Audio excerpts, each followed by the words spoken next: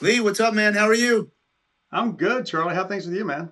All right, we were talking a little bit right before we started where there's only a couple ways to make money in this world, and the goal is to get so good at doing nothing that somebody gives you a whole lot of money for your nothing. That's called building a business. So That's right. It's it's it's uh, it's a lot of sweat equity to get to that point. It's not as easy as people make it sound. You only hear about the positives when you get to that point about, oh yeah, this I sold my business and this happened and that happened, or I've got these courses are online and they're doing great or whatever. But it doesn't happen overnight.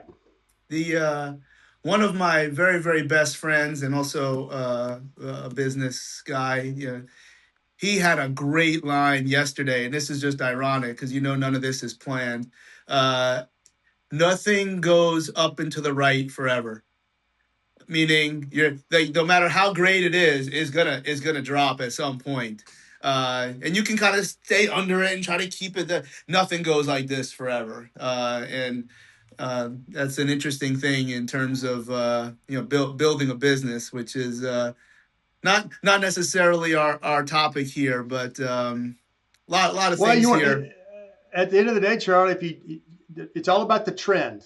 If you can, I mean, kind of segueing into what I feel like we're better at. I mean, no Mhm. offense, Charlie, we're better at helping people Yeah, than probably running a business. I would argue, and if we can get the trend going in the right direction, it's always going to be a little bit of a roller coaster. It's going to go up, it's going to go down, but over the course of a number of years, if that trend can keep going the right way, that's what we're all shooting for. And whether it's performance, whether it's your health, whatever it is, nobody's going to be a straight line going up forever. I totally yeah, that's a great point. yeah. But if we can keep the trend going in the right direction, that's what we hope. Only thing we can really do. Yeah, yeah. It's we could stick on this a little bit because I know we have a lot of similar influences when it comes to business. But yeah, the one of the things that I think Plummer, one of the things that I always hear him saying would be that you should never be ashamed to ask people for money. And what maybe when you say what we do well or whoever's listening what they do well, it's not, if you take always a bigger view, okay, physical therapy, training, all these words. No, no, no. You're doing things to make people's lives better. And that's the gap. Like there's a pothole. Somebody's got to get paid to fill it. And it shouldn't be it shouldn't feel dirty or embarrassing to try to build something to fill in your potholes. And that's I think a lot of people struggle with that because at least I would say for myself, there's something in the DNA when you work with people. And people want to say, well, I would do it for free, or I love what I'm like. Then you can go into the Peace Corps and do it then, and or you let me know what part of Earth doesn't have any cost of living, especially where I'm from is a major thing. So that's a we can be better at what we do well by at least associating with people that are really good at business. So Yeah, when you say that, I was on a call yesterday as well with some, business people, and of course they were giving me the line of, "Hey, if you love what you do, you never work a day in your life." And I'm like, "Well, I like what I do, but I'm not going to say that I don't work because I tell you, yeah, there's plenty of times that especially earlier in my career, I was getting calls from athletes, and Charlie, you do the same thing at whatever time at night, and you got to step it up and you got to do what you got to do. I can tell you right now, when I had an athlete calling me at 10 o'clock at night one time and me answering the phone, that's work. That's not, oh, that's just stuff you got to deal with. But to your point, you've got to value your time. At the end of the day, you got to value your time. And yeah, you could value your time at $1,000 an hour or $50 an hour. And you personally, not saying you, Charlie, but personally, the people listening have to figure out what their time is worth. And it's mhm. not zero, right? It can't be zero. You got to value that time at some level. The better you get at your skill, your value should go up, and that naturally should happen. What kind of frustrates me a lot of times, and I'm sure with you, Charlie, is you see a lot of these younger professionals coming in and think their value should be what my value is. And, that's where it's like, at some point you got to you got to put some sweat equity out there. And I have no Mhm. problem people. And again, that's a capitalist society, right? We're in a capitalist area of the world where, you have the opportunity to make as much money as you can. And I want everybody to be successful and make the money that they think they deserve, because, you have to figure that out. And, it can be frustrating at times, but the end of the day, more power to you if you can sit there and put a high value on your services. But there's a lot of bells ringing for stuff that I'm dealing with right now.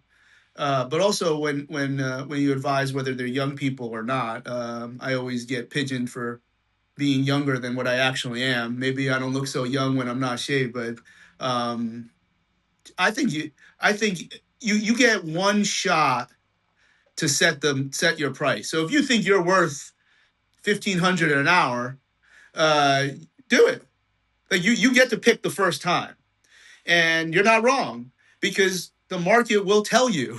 And if nobody comes, and well, maybe only three people come, now you got 4,500. Well, because you were very intelligent in setting up a model that you only needed 3,000, so you're good. If you only want to work with 3 hours a week. That's not, it sounds crazy, but that's where things really have to start when we advise these people on these things. Or the other thing will happen is that you'll be so freaking busy that the market actually told you that 1,500 was not high enough. So you get one shot to do that, and there's an algorithm that I'm sure there's right and left boundaries to what makes sense for different people. But of course, I agree. It's ridiculous when young people or whoever they are charging, and of course you never really know, especially if it's social media or talking heads like right now, what they're really doing with those numbers. Like so and so charges this much. Like really? Let me see their Wells Fargo login. Let's see what's going on here, because I would say that I think people are lying. I think they're not doing as well. And of course, if anybody ever told you how much they're making, don't believe them. That's not only is that completely ridiculous and unprofessional to be talking about, but the other bell that was ringing. Tell me what you think here. So especially in the biggest sphere of, let's say, what we do, call it fitness, wellness, performance. It's all one big thing. Everything is in that sphere. There's pro sports, and then there's jokers that are trying to charge 1,500 online and never trained anybody.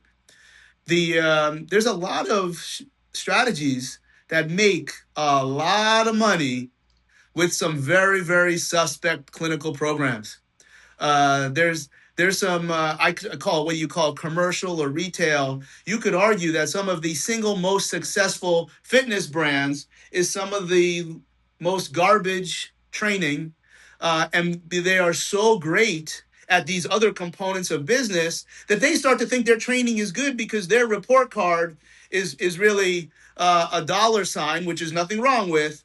But that's like saying the chef at McDonald's is just as good as the chef at Carbone Privado in New York City. I'm in the middle of that right now, where I'm not able to talk my way out of this one. Like this is very frustrating. So yeah, those Well, business things matter.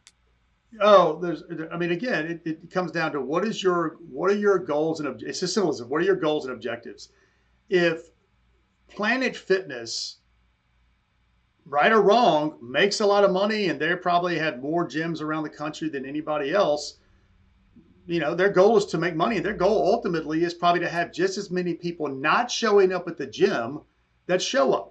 Because ultimately, their business model, a lot of these larger franchise gyms, their business model is to say, I want to collect money or subscriptions or dues each month for people not showing up, versus the person who's running the boutique, who's charging a premium to see, to get people in the door, to see, ever how many people less. They both have the opportunity to make money.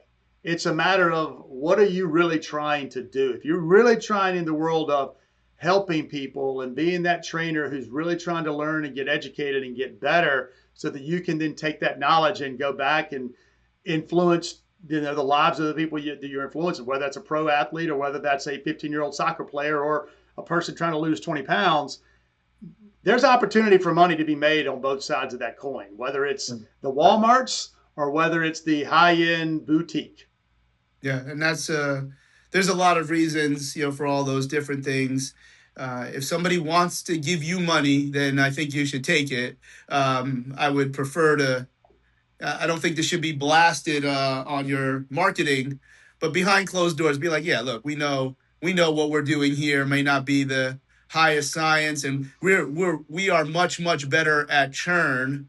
Meaning when we lose people, we're going to get new people to come in because we're not really looking at people being success, whether they're losing weight, looking the part, injured.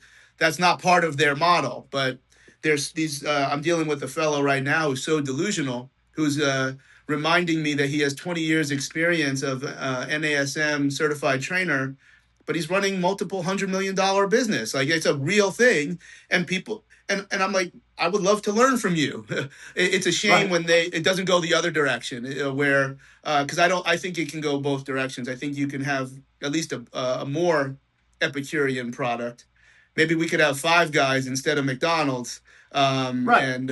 and still really make a ton of money based on the things that they've done well. It's all perspective. Obviously, the word Well, alignment comes up a lot. it's how do you scale at the end of the day? How do you scale what you do, and how? Because I take what we do. Gray and I created FMS. Heard of it, not heard of it. The a movement of screening and assessment over 25, 30 years ago. At this point, it's been crazy. It's been that long. And the further you get away from the original intent, scalability. So you take a Planet Fitness or you take a boutique gym. At some point, you may want to scale this out. So there's only so much of a recipe that you can give. If you're the chef, you got your sous chef, you got your line coach, you got all that. The further away it gets from you as the chef, the more it's going to get watered down. And and that's just a reality. Unfortunately, it's a reality with online education, everything. So with Gray and I think we have battled that from day one. And Charlie, you probably are one of our biggest supporters because you see the shots that we take because people misrepresent what we've Mm, done. And unless you kind of hear it from Gray or I or someone like you who's been around us for so long, our philosophy and our intent gets kind of watered down. And I think when we kind of spin that and say, okay, I'm having great success being a trainer. Now I want to go open my business. Now I want to get 5 trainers under me. Just understand you can be the greatest educator in the world. Those 5 trainers under you are not going to be you. And I think the more you can get, the more you can do that at a level where you can scale it and make it easy.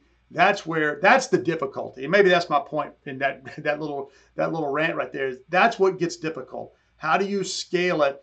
And to your point, some people are okay with that. You get 5 facilities, you're not worried. And now at the point it's like, hey, we're trying to do the same thing across 5 facilities. We're all making money. If I open up another 5 facilities, I'm less concerned because this recipe seems to be working. And ultimately, the product is going to get watered down to a degree.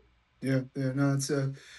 We'll take a couple steps back here because Yeah, some we of the start we things that, started off we started off on fire there, Charlie. We yeah, went right yeah. into it, Well, man. look, you brought up some things that, and obviously because there's such a multi-decade relationship here, it's just especially if you don't talk to somebody in a while, and we connect, but it's like you just you pick up from yesterday, and it's very easy, and that's really what I'm trying to do with these. You see, it's not necessarily a podcast per se, and look, we'll see each other in a couple weeks, I'm sure, but obviously the line that you've heard me use all the time was I don't think Lee Burton would have taken my phone call if I didn't say I was the strength and conditioning coach for the Philadelphia 76ers in 2004. That was where I first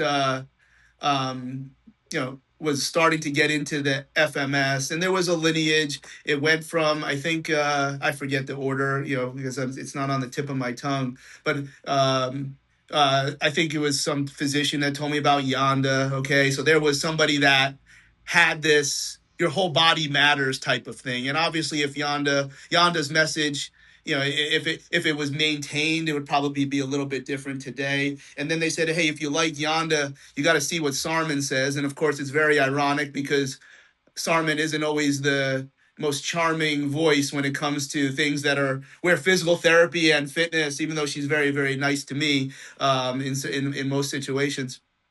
Uh, and then they said, well, hey, if you like Sarman, you got to check out this hillbilly who's got this Reebok like twisty thing, and that's where I think it. I had a Panasonic thing where you could put you could put a VHS in and a DVD in, and they would record to each other. So I'm pretty sure the first pieces that I ever saw was still on VHS, which would have been probably in the late 90s. No, so it had to be after PT school. So it would have been in the early 2000s, where some of this stuff, where a lot of the things when you're flattering about my support, I typically say, look, there was no course, like there was no scale. Like I got to talk to people on the phone, and I got to have dinner with people that I looked up to and admired. And again, there might have been some things about me, particularly and the size of my shoulders, that different people felt more comfortable listening to the message from somebody that had a big message of lifting weights. We've talked about that. But yeah, that was that goes back. So let's say from the early 2000s to today, how many times do you think the system has changed? How many times have you guys gone back in and been like, we're going to make a fundamental change? And I'll give you the reason why we're asking. Because if you only learned it and got certified, when was the first one? 2007. I'm pretty sure. Brett always says there was one before that, but no one has any record of this. I think 2007 in New Jersey. It was like a Thursday, Friday up in North Jersey. It's a If you got conference. certified Yeah. then, and you never kept up for whatever your reasons are, you're going to start to call bullshit on some things, but you just didn't keep up. How many times has this whole business changed? Not the business of making money, but like the actual clinical structure. Yeah. So what's funny, I'll even give you kind of taking it back. So we taught our first seminar in 1999 in our small clinic in Virginia. And that was nothing other than a handful of clinicians in our region. I think we had a couple people from some of the local, regional universities that kind of heard what we were doing. And we weren't teaching seminars like we were in '07. What happened was we were just doing what I was calling consulting, kind of what, talking to you or talking to whoever. Hey, I like what you guys are doing. Will you come in and talk to my staff? That was literally what happened up until we really started partnering with Perform Better, and they helped sponsoring our seminars. It was like, hey, we like what you and Gray are doing. Come in, and I'd like for you to spend the day with my staff. And from that point, we started having to figure things out on how to create a quote unquote seminar. The reason Gray and I fought back and forth creating a certification. And I didn't want to create certification. I was like, people already have certifications. I'm certifying you to how to look at movement. What am I certifying you to do? But we made the certification to protect the people that went through the education, not for Gray and Lee. It was like, listen, if you sat down with Gray and Lee and then you took an exam after the fact, I want you to be able to say, yes, I went and I did this, because at that point, pretty much '07, 2010, it started gaining a lot of traction. People who would come to our seminars started teaching their own. I mean, I was getting sent manuals from other people who were sticking another front page of the manual on it. And I'm like, Mm. we got to do something to protect the information. So that was something that we made a decision to do that. And then, and we weren't, our first research study wasn't done until it came out in '07, '08. So we were doing this a long time before that, 10 years of just grinding. I mean, and just flying all the country. And what I tell people, and again, going back to the business thing, I remember I went into the Buffalo Bills in like '05, '04. And basically they said, Lee, we don't have any money in our budget to pay you. I'll pay for your flight and you can stay at my house. Literally, that's what I did. And I was up there for 2 days. So it was just grinding that out and trying to figure out if what we really, people still like to hear what we had to say. So going to your point, '07, we were getting, then a lot of research started being done. And 2010, 2011, we had enough data through research and other things that we wanted to change the rotary stability test.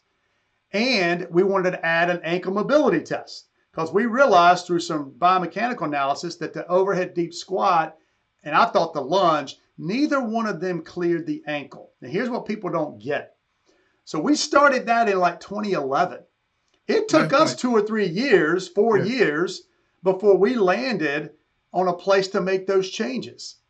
So we didn't just say, okay, we're going to make a change and we just say, hey, here's the change. We wanted to make sure we went through the paces to say, here are the things we need to do. And then we added an ankle test. We changed it the rotary stability test, where everybody says they can't pass. But now we have data that says it's not as bad as you think. But also we had other kind of supplemented information. So I think 2013, 2014, we added a breathing screen as part of our system because we knew breathing played such an important role. So most people don't realize that. We have a breathing assessment that we worked with one of the foremost experts in breathing and a breathing screen. The Y balance test is another thing that we added in to not be the main thing. The foundation is simply looking at movement through an FMS or even our SFMA, which is the clinical version. But we needed these supplementary pieces so that when you go a screen, and that's the point of a screen, we screen you to figure out what do you do next. We've never, and this is part of the problem I have, Charlie, right? Is people say, well, you do a movement screen, that doesn't tell you anything. Well, it tells you enough to take a different step or another step. It's not the whole thing. It's not, giving you, I mean, you work with pro athletes. If you work with a pro athlete and all you do is a functional movement screen, you're crazy.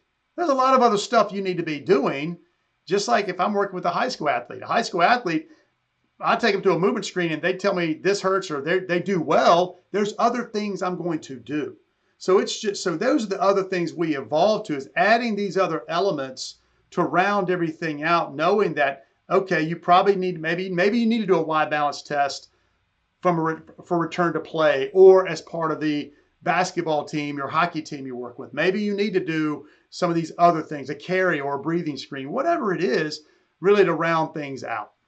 Yeah. That's my point is that if somebody gets certified at any given point, this model pretty much has required you, and people can squawk as to, oh, it's all a big setup, but if you didn't keep up, I because I would say a lot of the things, and sometimes it's easier for me to take a different stance if I don't have FMS on my shirt, and that's okay.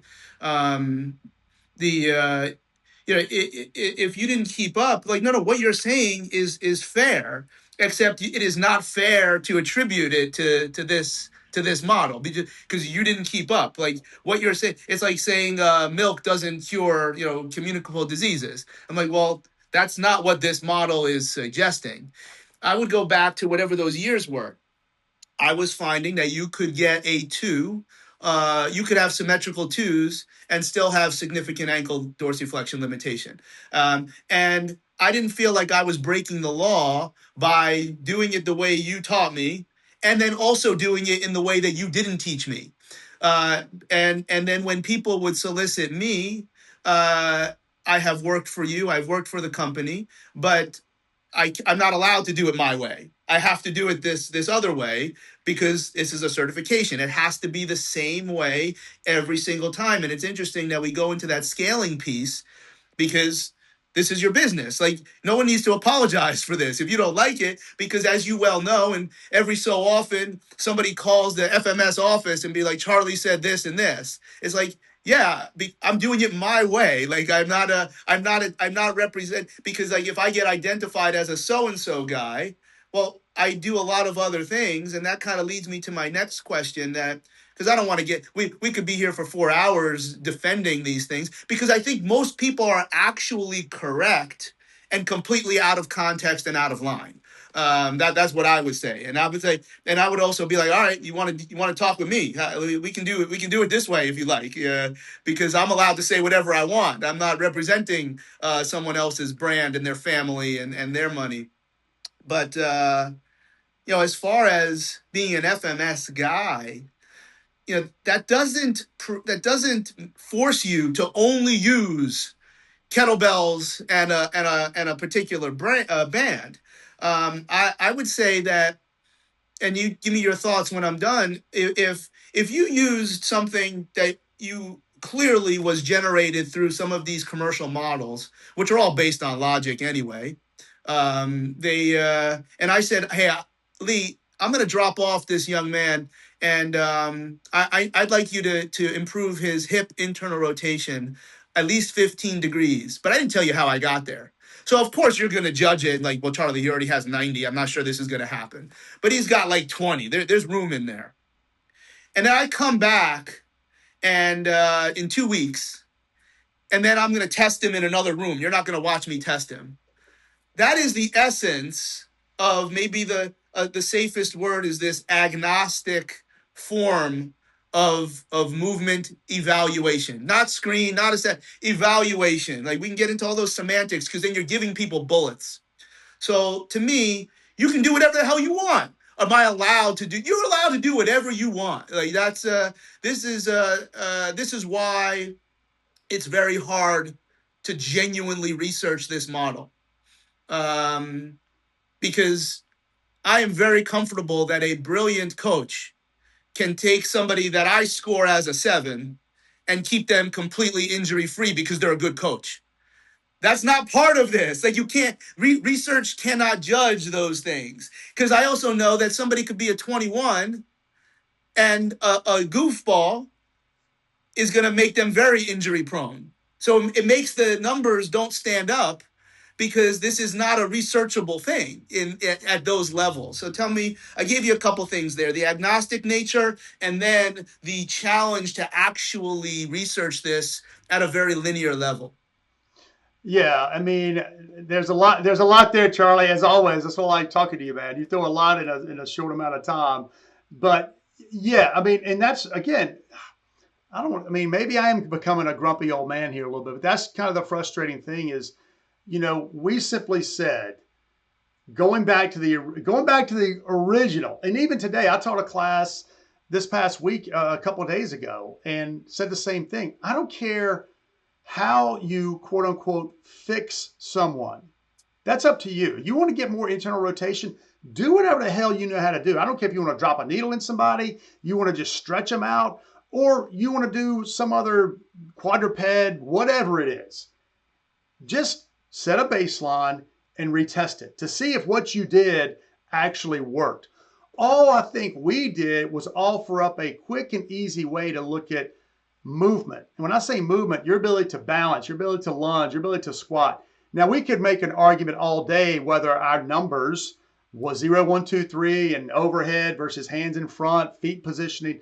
What we could have that argument. But at the end of the day, can you squat without pain? And can you squat well? That's it. If you can't, and you know you need to have somebody squatting, do whatever the hell you want to do. That's, I think, where we, and I would even argue now, where we kind of draw that line is that the one thing I know is that we have a reliable way to test those 7 different patterns that most of us would agree we need. You should be able to do a push-up if you're going to train at a high level. You should be able to have good upper body mobility. You should have a decent leg raise. You should be able to balance on one foot. You should be able to lunge. If you're going to train at that level. So when we say, hey, here's how you score it, and it's not, the movement screen's not built for Charlie Weingroff. The movement screen's built for that person that may be working under Lee Burton, that is a freshman in college that's just entering the workforce. Hey, here are the parameters. Work through this because you're a chef. I'm trying to get that line cook to understand they need to be able to do these things at minimum, because that's where I think the movement screen it's really built for. It's built for that scalability factor that I was talking about earlier, so that I know if I've got 10 trainers working under me, that I feel pretty confident that they're not going to hurt somebody. Because the last thing you want to do is have somebody doing an overhead squat or a deep squat and it hurts their knee. So I want to find that out. So that, you're right. That's where we're like, hey, follow the rules. Once you get pretty good, you don't necessarily have to follow the rules. You can take some risk, but you got to be confident that you have the experience now and the decision making skills to do those things. Because yeah, somebody walks in to see me, you better believe I'm not necessarily going to do the movement screen exactly like I have to teach it to somebody that's never seen it before. I'm going to take some other things and do those things. But when I slap on the FMS, just like you said, even me, I slap on the FMS and I'm going to go teach a class. I'm going to follow the rules so that you have a better understanding. And then 3 years down the road, a year down the road, whenever it is, if you're doing your own thing and you're having success and you're using, I think you would agree with this, Charlie. It's the fundamental principles that we're trying to get people to wrap their head around. Yeah. Move Yeah. well, make sure you can do these things at a minimum level and without pain. And when I say these things, these fundamental movements, how you score them, how you look at them, everybody's gonna have a little bit difference. We just created a very reliable way to do that. Well, with all bias acknowledged, it's all right here. It's always I don't know that there's another model that has one of those core values that where you dot dot dot you can do anything. I think from an evaluation standpoint, there's probably some other things that you could at least say are using some of these other values, but then they only want you to use their exercises. I very sarcastically say that if the you're not allowed to use an evaluation if the solutions come inside the Cracker Jack box. And that's meaning if you and I'm not going to name names, but like there's some of these evaluations that are so ridiculous because the only way to respond to them is to use the exercises that they're teaching you. I don't even care if you paid for it or not. Where I would love to say you use the logic of the FMS, use those exercises. That's actually science, where you're now removing the bias. Because of course I can run an evaluation. Oh well, they're doing all the. I mean, no, you don't have to. You didn't keep up.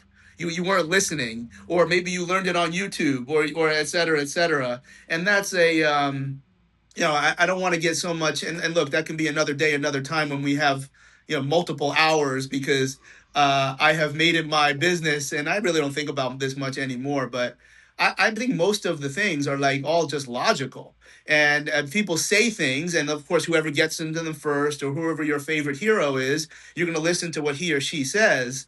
But let's make it about the learner and the listener, and actually let's go toe to toe. And that's like, nope, that's very true statement, except not correctly attributable. Now you decide what you want to do. That we don't. I don't. I think we don't get into that as much because it is combative to a degree. But in my mind, this is about the learner. And if I think they're getting unfiltered or biased information, well then there's a call there. So that's a there's probably a whole lot of other things that are easy to dismantle. That's where I love when there's someone who we're both close with. On his podcast, he was didn't probably he didn't get run over, but whoever it was, had some things to say that and it wasn't the right setting for them to go toe to toe. The same individual did not take the same stance with me. Because I said very quickly, I'm like, hey, if that's the direction we want to go, you're basically implying that I suck and I'm biased. I don't think I suck, but let's have a chat about this. Let's see where that lines up. Because there's it might be a couple years of experience, even though this individual is highly experienced in the model. So be ready for the real conversation because there's a lot of there's a lot of we go on forever here with this stuff. Yeah, Let I mean, me there's well, go ahead, Charlie. If you got a question, no go no ahead. I think what I want to do is segue to some specific things about the foot because I definitely had that in the chamber of whatever year it was where ankle mobility became an extra screen, whether it was formally a part of it now. And right now, correct me if I'm wrong, but it is. It's something that Yes. we're. It doesn't get scored with the numbers, but it's something that we're doing. And originally, it was this half kneeling, but now we've got the tandem piece, and we don't have anything. The tandem piece is actually independently researched, and I think Rob Butler, published that some time ago. Let's just talk about measuring the ankle mobility, whether it's part of the screen or not. What's the standard there? So there's a lot of ways to measure ankle mobility. Let's just like a lot of ways to fix certain things. There's a lot of ways to measure ankle mobility. And the one thing, so going back, we knew even in the original FMS before ankle mobility, here's what to kind of give everybody a little bit more of a history part of this, how we were thinking even at the time. We knew that we weren't sure, quite honestly, if we were capturing ankle mobility. But if you failed, meaning if you got a 1 on the lunge or hurdle step or deep squat, we were giving you we were saying you should do ankle mobility, or you should at least check it. And that's what we taught for years. We would say, all right, we need to check it. And when we finally came up and where we internally debated, and this is what's most people behind the curtain, so to speak. And Charlie Crap, I may even got you involved in some of that early on, talking to you about get your thoughts on it. So the half kneeling, or even in the SFMA, or even now, I see people lean up against the wall, move your fist length or 3 inches. Basically, here's what we know through biomechanical analysis. Dr. Rob Butler and other people have done it. If you can get your knee out over your toe, roughly 3 inches or so, and I'm using this roughly. I'm not going to sit here and put a goniometer on it, but you need about 35 to 40 degrees of closed chain dorsiflexion to be able to do a good deep squat. That's what the research will tell us, which equates to about 3 inches of getting your foot over your toe. So half kneeling, you can do that. Up against the wall, you can do that. We wanted to go tandem, and here's why. Is when we were thinking through this process, one, we wanted to do standing. We didn't want to get somebody off their feet. We want to try it. So our parameters going at this was we want to make it quick. We want to make it easy. When I say easy, anybody could do it. We didn't want to, our whole goal is let's make it to where a high school coach, no matter their background, can take somebody through a functional movement screen. That has always been our goal. So you don't need to have any type of formal background or training. Follow the rules. And that's what I think people may have missed too. I'm not, teaching this to the PhD. I'm teaching it to the high school coach who's working with athletes and they're getting ready to go in the weight room. Make sure they can do these things at a minimum level. Going back to the ankle. So the one thing we added, this goes from Gray. Gray Cook came in one day and we were literally I was back there and I had a bunch of athletes and I was going through this thing. And we were even doing half kneeling. So we were doing half kneeling, focused on half kneeling. And what we were doing was trying to put the stick, because here's the problem people don't get. If you've got limited dorsiflexion, you can get a false negative, meaning you can basically cheat it if you don't ensure the knee tracks over the middle of the foot. Meaning if I just look at it from a novice point of view. Now, Charlie, you look at somebody, you can say, yeah, your knee's caving in. But from a novice, that knee may cave in slightly, that foot may go into pronation, and they look like they got dorsiflexion. So what we were playing around with is let's put the stick in front of the big toe to make sure the knee tracks on the outside of the stick to ensure you're not compensating at the foot. That was our goal. But we didn't like half kneeling because you're half kneeling. We wanted to see what you look like standing. But then we started playing around with, all right, we get the stick out there and now you're loading it. Now you're like, all right, is it too much knee and quad dominant, blah, blah, blah. We're like, all right, Gray walks in, literally walks in one day and says, I got it. Let's just do it tandem. So now we do it tandem. And what I found when I was doing, I probably did 500 of these things before we released it, 500 trials. What I found is the tandem, what happens when you're in tandem stance? Once we give you a stick because we know it's a balance problem or touch a wall, whatever, so that back knee can go forward. But it's not going to cave in because you're going to hit your calf or the front knee. But what I have found, and this goes probably to what you're going to get to, is that it's just as much of a foot test as it is an ankle test. Because if you really have a flat foot, which you and I both know, athletes, especially really good, they have flat feet and their foot, they don't have any foot mobility. Their foot is locked, especially, you get some of these athletes, I don't care what you do, their foot is locked in and they're going to be limited. So if you can't kick that knee out and let that knee track over the middle, or even let's say the fourth and fifth toe, your foot is the limitation. So I really found that I to this day say that the way we have you do that tandem stance is just as much of a foot limiting factor as it could be ankle dorsiflexion, because you got to get that knee out, which means you got to create pronation, or excuse me, you got to create supination, and that inability to supinate can limit that dorsiflexion. Yeah, yeah. I'm sure all of these talks that we're doing here for the run up, they all have some degree of conformational bias.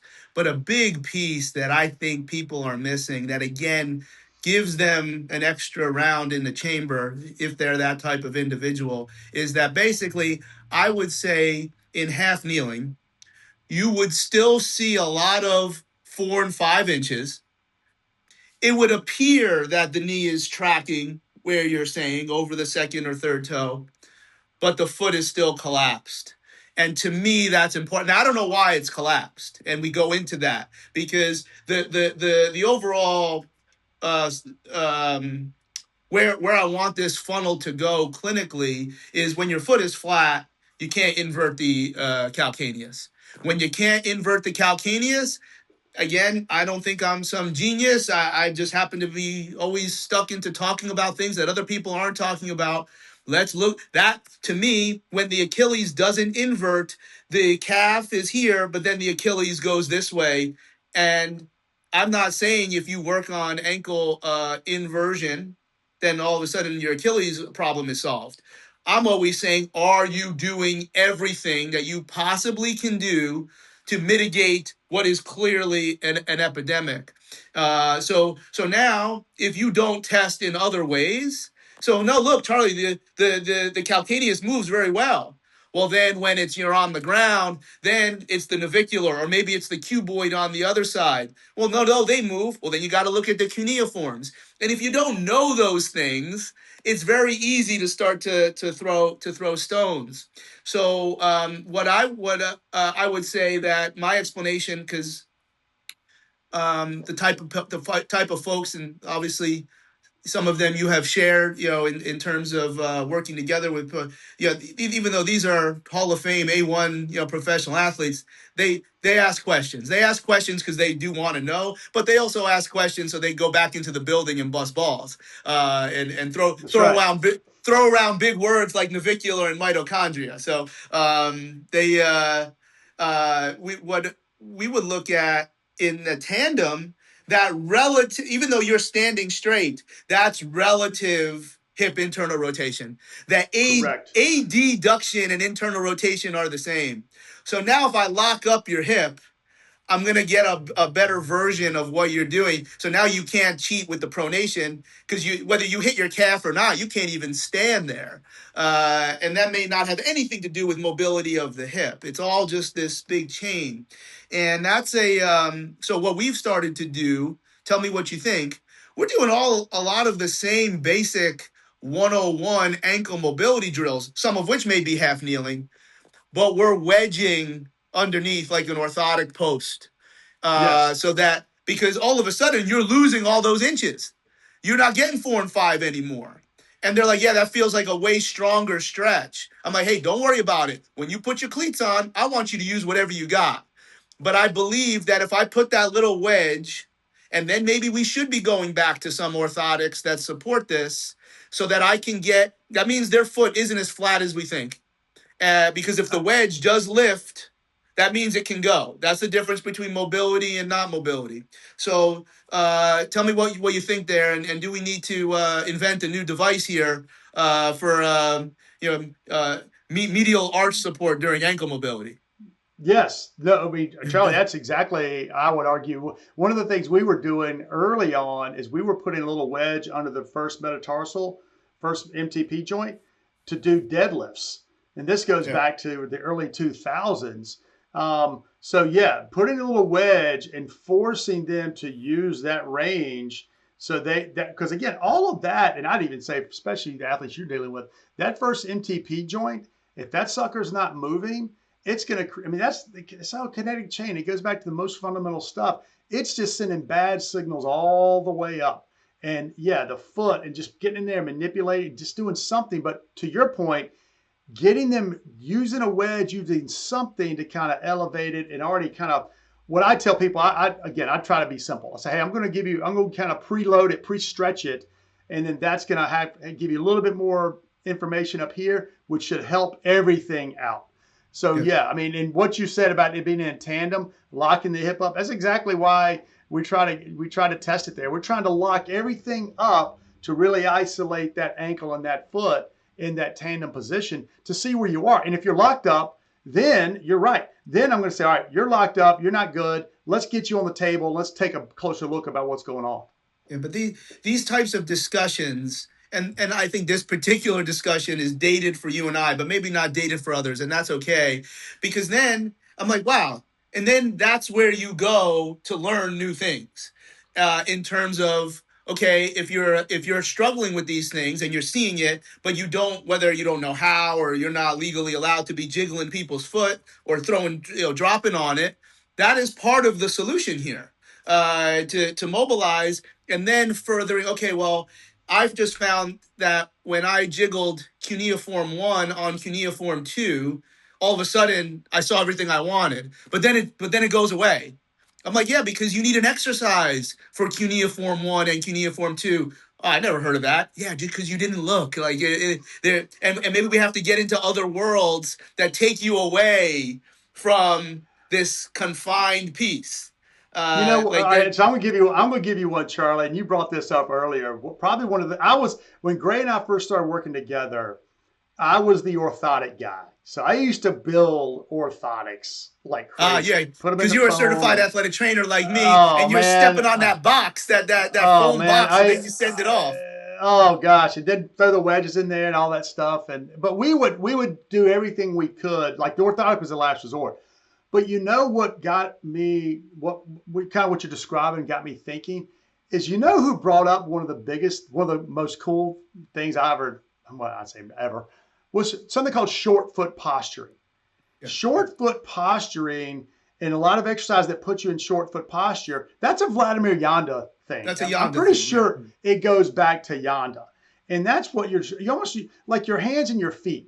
Your hands, when you really want to do something with your hands, you almost we call it corkscrew in, do whatever you need to do, keep that hand in a good position. Your foot is no different. Yeah, yeah. The I think there's a role for orthotics. Certainly not in the way that most people would use them, but Not at all. and we're very selective in who we work with, because if you go, we're using orthotics. We're not letting orthotics use us, and that's, you can fill in a lot of different blanks It's there. a tool. Yeah. It's something to use. No different than a lot of other tools out there. A couple years ago, and probably more than a couple years ago, because obviously time has taken a very different spatial meaning when we lost about a year and a half. There was a document that was probably internal that had let's just call a whole bunch of new corrective exercises. I don't know that it ever got published as part of the commercial model, but one of those pieces, which is a piece, the only one that I really use, is you're going to use a half foam roller. You're going to stand on it in different ways, and you're going to start to attack navicular cuneiform. Do you know what I'm talking about? Oh yeah, yeah. So We so kind of we my kind of weave those in a little bit, but yeah, Charlie, yeah, you were part of that. You were part of that little so that testing one, lab. yeah, like so whether it got You're talking about published or when you not, spread. We almost go into a plie, right? You talking about that? that's one of them. Yeah, but Yeah, you have yeah, and all of this is on T equals R the foot, obviously with full credit here. And look, I think I have well, look, we can just say his name. I get annoyed when people don't say names. Right now he's well under 360 pounds. He's usually been a lot more. To watch Vita Vea put one foot this way, one foot this way, push your knees out to splay the cuneiforms. And then I go yeah. and take the foot and show it to him. And I'm like, look, I want your foot to do this so that it can come back like this when you're ready to go. And so whatever your memory is of those, I use them all the time, all of them. Where you do need a half roller. because the half roller won't move. Now, I'm sure something else can work, but the half roller seems to have the right height. We're getting into the midfoot. You're getting into the first MTP that you mentioned. Active exercise. It's not funny business. It's just time under tension. You're not doing all this, craziness that is not measurable. So, what's your memory of that document from? Who knows? It could have been like 10 years ago, for all I know. No, we Gray. Well, it started when we started trying to come up with the ankle mobility screen. We're like, all right, we need to come up with different ways to exercise ankle mobility. And because I knew, and not I, the team were like, this is a foot thing too. We've got to address. I mean, and I'm not going to sit there and say FMS. I mean, I'm sure that exercise probably came from somewhere else. Quite honestly, Yeah. Yeah. but yeah. Well, So that's we when started. people see chop and lift. Oh, that's an FMS thing. No, it's a PNF thing from It's PNF. 1956. You just didn't know Yeah. that. Right. I Anyway, go mean, ahead. but that exercise. So what we started thinking is like, let's get the foot involved. Let's get the toes involved. Let's really make sure. So I think it goes back to a fundamental philosophy. Is like, all right, if ankle mobility is limited, let's make sure we're attacking the toes, the first metatarsal phalangeal joint, the midfoot. That's what you're really talking about here, Charlie. So we started playing around with different ones. And again, we don't send it off to a research lab. We send it to guys like you and say, hey, here's some things we're thinking about adding in to our quote unquote correctives. What do you think? And we kind of, get it out to enough people. And if enough people come back and say, hey, I like this, but I don't like that. Here's another thing. It's like everybody else. We kind of put it all together and say, hey, here's some solutions for you. Not all of the solutions are going to work for everybody, but there's probably some in here that'll help you out. Yeah, that's I think there's about four or five different positions that the half foam roller really facilitates. Of course, you watch it, Yes. you'll figure it out. No, if anybody wants that document that I'm talking about, don't ask. I'm not sending it to you. So because there's a lot of other stuff on there that was a little bit. I haven't found the same utility. I mean, I understand what it is. I think you were calling them pathways, Yeah. which I thought was a good thing just to get away from the word corrective exercise because again that gives somebody else a chamber, I don't use the word corrective exercise. I know exactly what it means. I think we can say a lot worse. But okay, no, you're right. We're not correcting anything because there's nothing wrong. But what we are doing is X, Y, and Z. So what else is coming down the chute in terms of ankle or anything else, whether it be commercial or from an exercise piece? And I'll tee one up because I'd like to know the quick screen. Is that Yeah. is that So what it's called? it's called the quick screen, Charlie. You're right. And I think the quick screen was years in the making, too. I mean, the quick screen, if you're familiar with the FMS body of work, it's nothing more than taking the SFMA and what's called in the SMA is the top tier. And the top tier is even what I would argue is more fundamental. The FMS was designed clearly for people that are going to go into the weight room and lift weights. It was designed for high school athletes. That's what it was designed to do. And over the years, we've got a lot of feedback, even say pushback. Hey, the FMS is too tough for my 55-year-old looking to lose 20 pounds. She's just not going to do well. And I still say, listen, she's coming in for fitness. Just start with leg raise, start with shoulder mobility. So what we did with the quick screen is we took the top tier SFMA, which is nothing more than can you touch your toes? Can you balance? Can you rotate? Can you do, and again, do you have shoulder mobility? Can you, and it's basically 5 or 6 tests, doesn't require kit. So it's just an easier, a quick screen, quicker Mm-hmm. thing to do. But again, depending on the population you're with.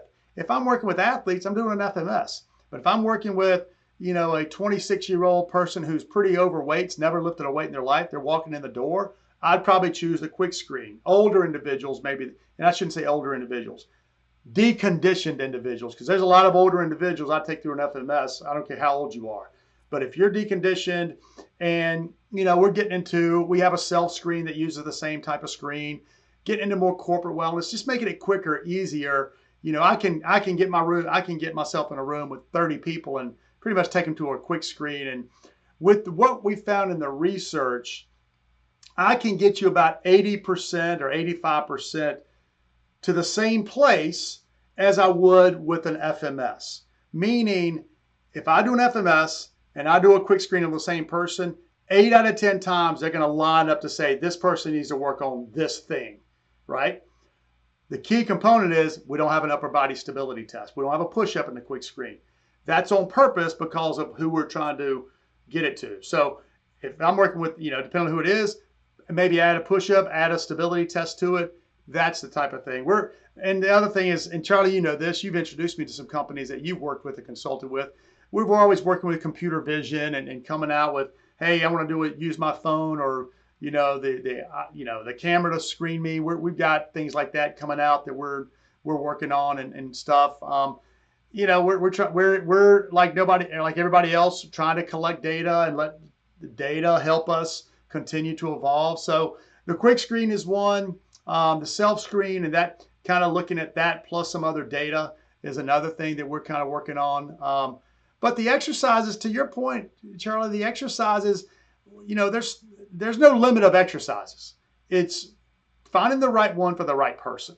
And that's why exercise is open ended. Just put in a tool that you can figure out what the person needs the most and focus on that. Well, that's what I call more keys on the key ring. Yeah. The random key you pick will be the one that opens the door. But I think rather than collecting keys, let's make sure we understand what door we're trying to open first. That's where you always go to the evaluation. And I would always say too, obviously representing my voice, not necessarily your company. Like, you can use whatever you want. And in some way, when you follow the lineage, which is really where I started from, at some point you made up something different.